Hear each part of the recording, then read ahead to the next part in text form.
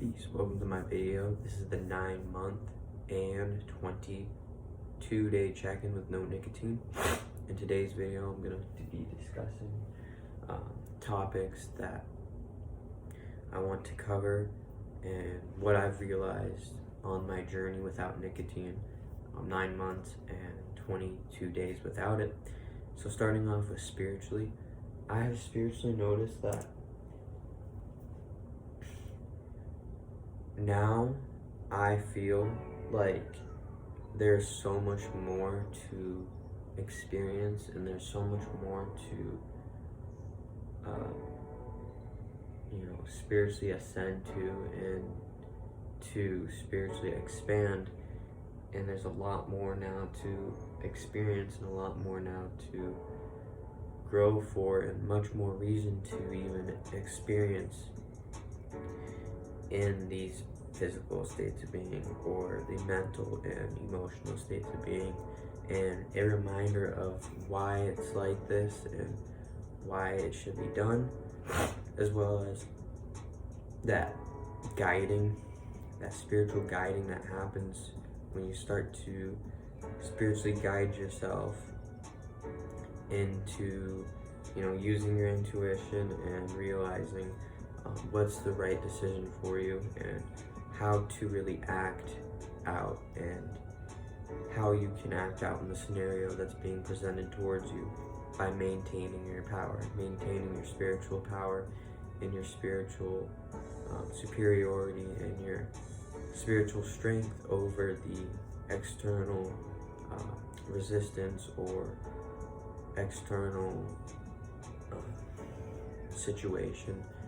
And being able to step into that power has been something that I always have carried with me. It's only that, like I've talked about in my previous videos, that you can have it not even be using it, but it's a part of you, and because it's a part of you, it's part of your energy, it's a part of what makes you who you are.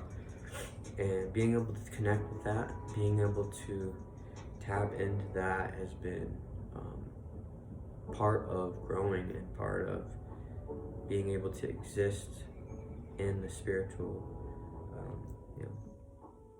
state of being. And physically, what have I noticed about quitting nicotine and going 9 months and 22 days without nicotine?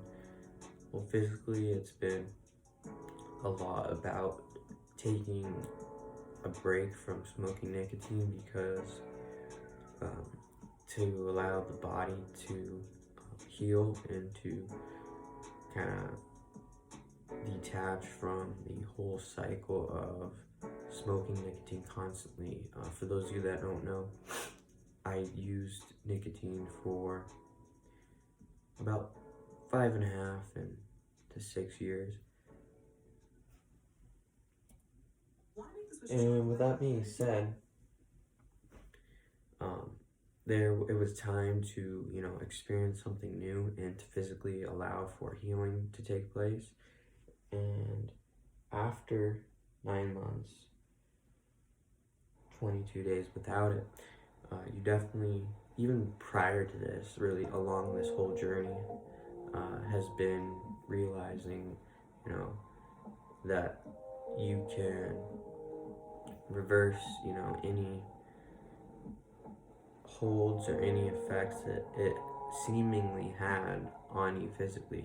Seemingly the effects that it had on you physically, of course, there's no guarantee, but it's all about knowing what you can know from the experience, and then also what your intuition is telling you. So what do you truly know, and what can you learn about it?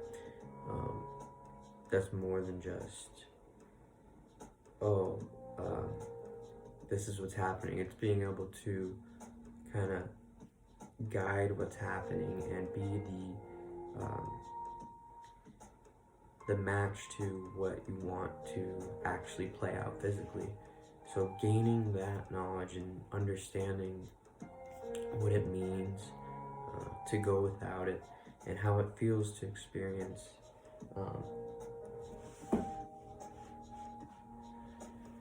breaking off a cycle that has been so repetitive, so immersed in what I've been doing and everything like that, where physically you feel you finally have a break, you finally are able to, walk freely, exist freely, not be bent on, hitting your nicotine, or be bent on anything that may be causing you stress, even though it may just feel like the right thing for you at the moment. Underlying that is what it's really doing to you, and discovering that, and then being able to move forward and not see that it had such an effect on you the whole time. It's just the way that you look at it and your perspective, and realizing how your change of perspective actually helped you to make the right decisions physically and to take care of your body physically as you needed to. So physically, that's what I've noticed after quitting nicotine. There's a lot more other stuff that I noticed after quitting nicotine and the physical state of being. But moving on to the mental state of being, if I think of another one, I'll come back to it. What have I noticed mentally after 9 months and 22 days without nicotine?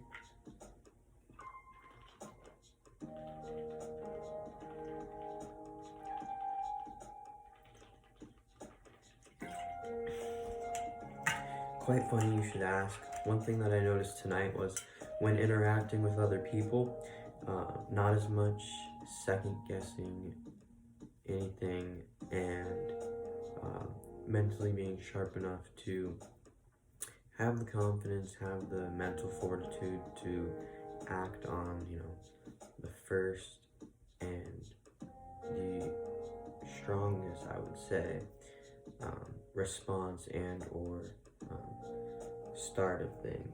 Like, I don't know how you call it, but not just the response, but also the interaction or the interjection at hand prior to the response. And it's noticing that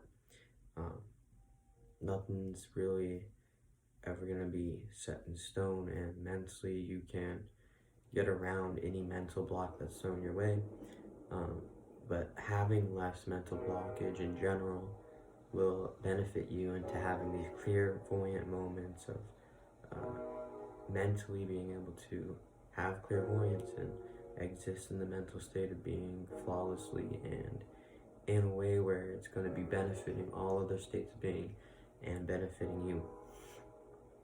So that's one thing that I noticed mentally, whereas someone else may say something to you in interaction and they allowed what they said to then affect farther down what happened in the conversation or in the interaction, and just because one negative thing or one odd interaction ruins the whole interaction. But that's not what you should do. Mentally have the fortitude to push forward through that interaction and to reach a middle ground if desired, or if found important in said scenario.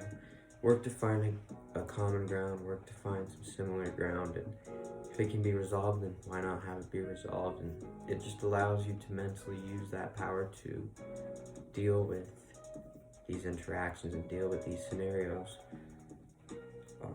It's definitely something that I noticed mentally, for sure. As of recently, again, what I noticed tonight was mentally being able to apply the mental state, specifically in organization,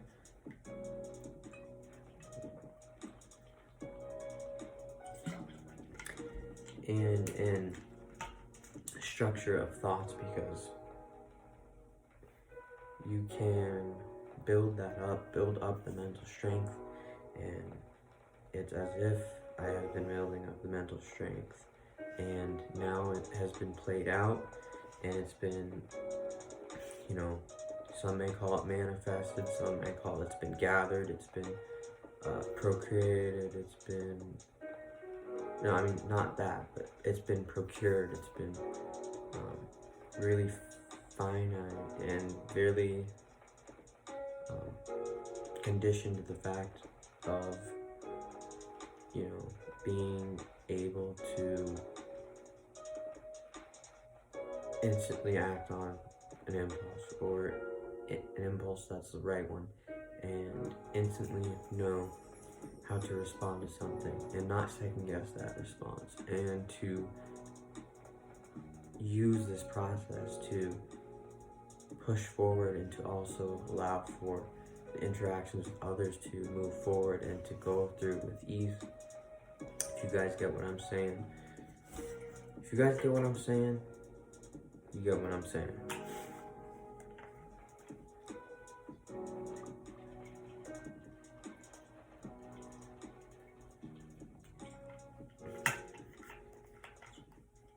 Now, emotionally, what have I noticed emotionally when it comes to quitting nicotine? What have I noticed? And just 1 second, this song is all too familiar. I'm gonna pass this one, go to the next one. Bear with me.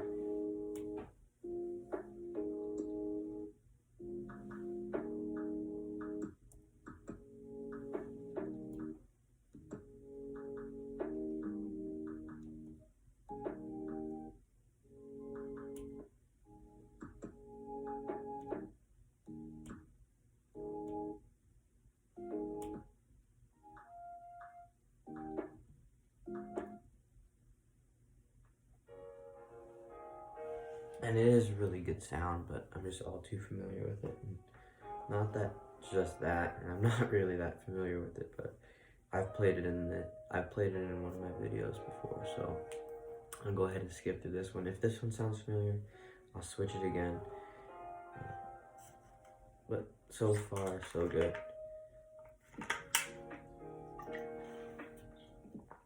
Emotionally, what have I noticed on this 9-month and 22-day journey and this check-in with no nicotine? Emotionally, for sure, emotional awareness elevated when non-dependency of a substance that wasn't right for me was removed and was stopped. So out of that, you get emotional balance and you get emotional clarity, where, like I talked about mentally, emotionally, being there to have that balance. And if you're able to carry that strength with you, that emotional strength with you, it could rub off on others in a positive way. And this is how you realize the energy that you give off is the energy that you get back. That rule of traction. And you guys can notice this, and it's just a lot easier to notice when you're not so emotionally stuck to something, or so emotionally guarded, or having your walls up and being able to be vulnerable and open for experience. Then you'll start to realize, oh, all this time, like the same people that I'm seeing just because of my emotional state, whereas before it wasn't such a big deal, or it was these people not really giving off really good energy or responding or interacting in any way of balance, or any way of, okay, I was my higher self towards you, but in this interaction the other person wasn't, they weren't correlating, or they weren't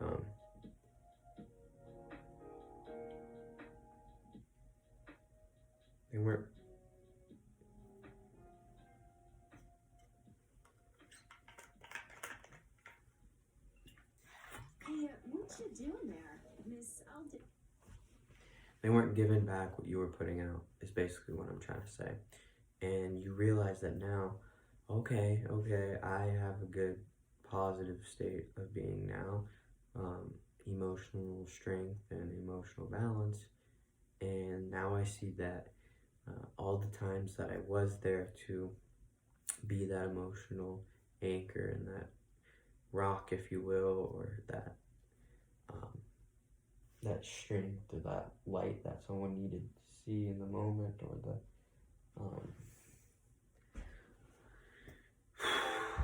whatever had to be expressed, if it had to do with emotionally, how you touched someone maybe, and not physically, obviously, but emotionally, it could be that. And you realize, hey, okay, I see what's going on here. That can rub off on other people, and then the next time, that may come back to me.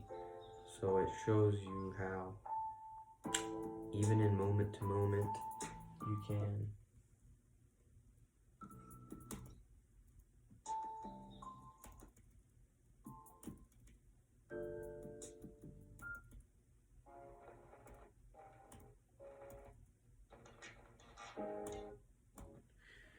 you can emotionally experience the highest and most pure emotion in the times where you're, connecting with others, connecting with the world at large, if that's something that's right for you in your heart. Because it's a beautiful thing, and you come to realize this when I believe that, and from my experience, I don't actually just believe this. From my experience, I know that in interacting with people, it is about the being the genuine party, because, and also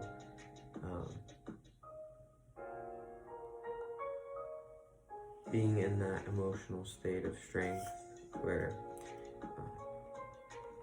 it's more about growing through and learning emotionally, learning from the interactions that you feel you didn't actually step into your power, and then being able to apply that and not being afraid or being scared of what others might think. It's about embracing it and then being able to implement it and externalize that, because it's pure and it's changing and it's helping others, and by helping yourself, you can then help others. That's how you can change the world. Not by changing others, but by helping yourself. You can change the world around you, and hence that will then affect the change of others.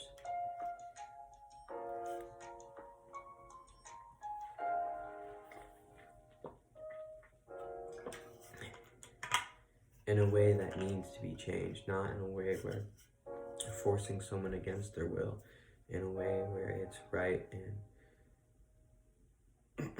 it is in the decision of that being to make, and what's right for them should be supported by their self, because they're always responsible for their own actions. And that's what I wanted to talk about in this check-in. And physically, I just want to say that if you are continuously, I've noticed, being around people that have a vape or whatnot, if you are around it, like I've talked about before, this isn't a big deal or anything, it's just don't sweat it, because you have your own physical actions that you take part of. So don't worry about other people as much as you should worry about yourself, and to take account of yourself, because if you overlook your own actions, then you really can't see what's going on spiritually, mentally, emotionally, and physically. So then you don't have a sense of what's going on. So that's important to start off with, is to always check yourself. And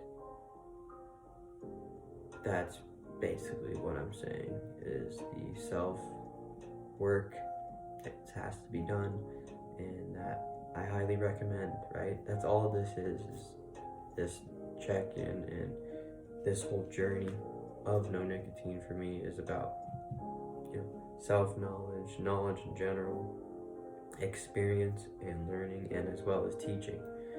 So thanks for the support. Thanks for clicking on my video. Do all you can do to support everyone out there on their journey. Keep on working hard, keep on grinding. See you at the top. Peace.